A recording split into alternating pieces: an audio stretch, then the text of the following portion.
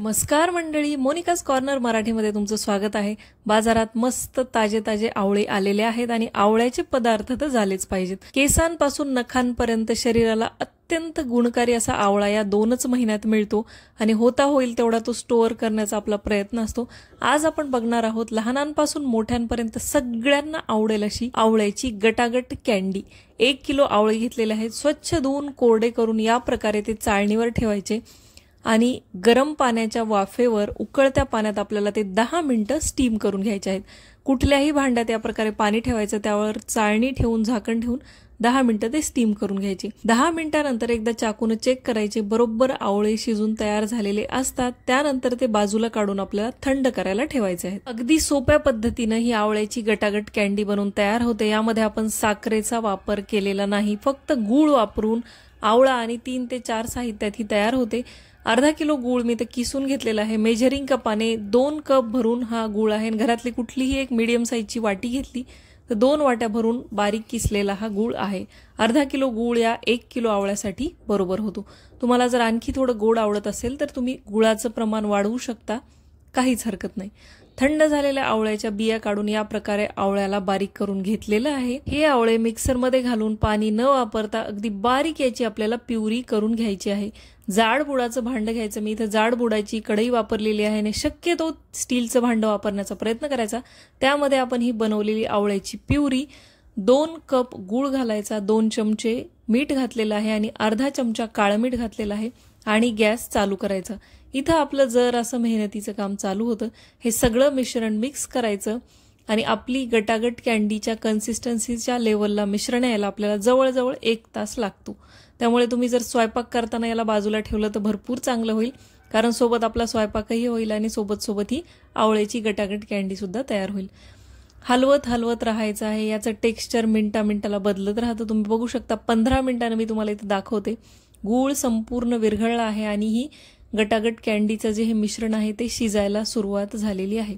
अगदी कंटिन्यू याला हलवण्याची गरज नाही, थोड्या वेळेला तुम्ही हलवलं तरी चालेल। गॅस कमी ठेवायचा आणि जाड बुडाचं भांड वापरलं की हे गॅसला किंवा बुडाला चिकटत नाही। अर्ध्या तासानंतर मी यामध्ये जवळजवळ 2 चमचे तूप घातलेलं आहे। तुपाने याला टेक्स्चर खूप छान येतं, अगदी ट्रान्सपरन्सी असल्यासारखं टेक्स्चर येतं आणि या कॅन्डीज खूप छान बनून तयार होतात। तूप घातल्यानंतर मिक्स करायचं। मिक्स करत जोपर्यंत हे अगदी घट्टसर मिश्रण तयार होत नाही तोपर्यंत आपल्याला याला शिजवायचं आहे। चटाचट व्हायला लागलं, वर उडायला लागलं, त्यामुळे मी यावर झाकण ठेवलं आहे आणि झाकण ठेवून 5-5 मिनिटाला 4-4 मिनिटाला मी याला हलवत आहे। तुम्ही बघू शकता मिश्रणाचा रंग बदलत आहे आणि घट्टसरपणा याला येत आहे। जवळजवळ पाऊण तासाने मी यामध्ये घातलेला आहे अर्ध्या लिंबाचा रस। लिंबाचा रस इथं प्रिझर्वेटिव्हचं काम करतो। यामुळे काय होतं, आपल्या आवळ्याची गटागट कॅन्डी 2 ते 3 महिन्यापर्यंत राहण्यासाठी मदत होते। भरपूर असं घट्टसर मिश्रण तयार झालेलं आहे।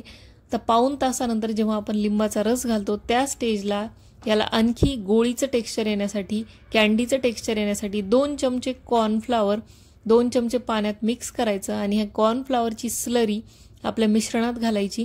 यामुळे काय होतं, आपल्या मिश्रणाला घट्टसरपणा लवकर येतो आणि ज्या कॅन्डी आहेत त्या खूप घट्टसर बनतात आणि भरपूर काळ टिकतात। गॅस चालू करायचा आणि व्यवस्थित याला मिक्स करून घ्यायचं। खूप सुरुवातीला सुद्धा आपल्याला कॉर्नफ्लॉवरची स्लरी घालायची नाही, यामुळे काय होतं, आवळा पूर्णपणे कच्चा राहतो आणि मिश्रण घट्ट होतं।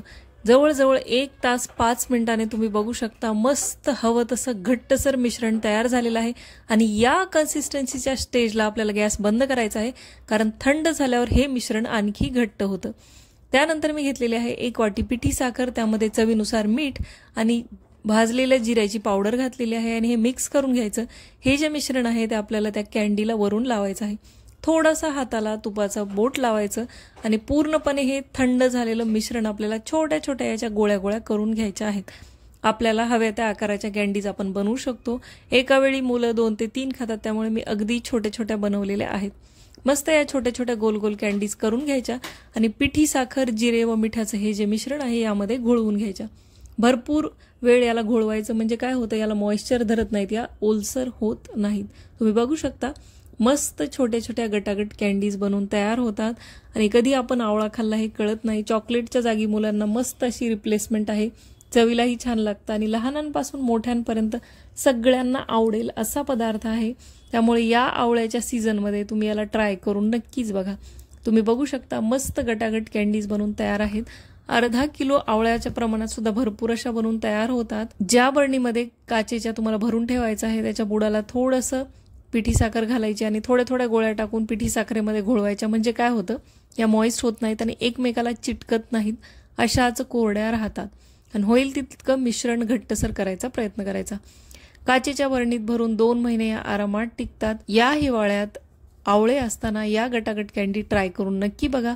व्हिडिओ आत्तापर्यंत बघत असाल तर लाईक, शेअर, सबस्क्राईब करा। मी भेटते अशाच एका रेसिपी सोबत पुढच्या व्हिडिओमध्ये। तोपर्यंत बाय।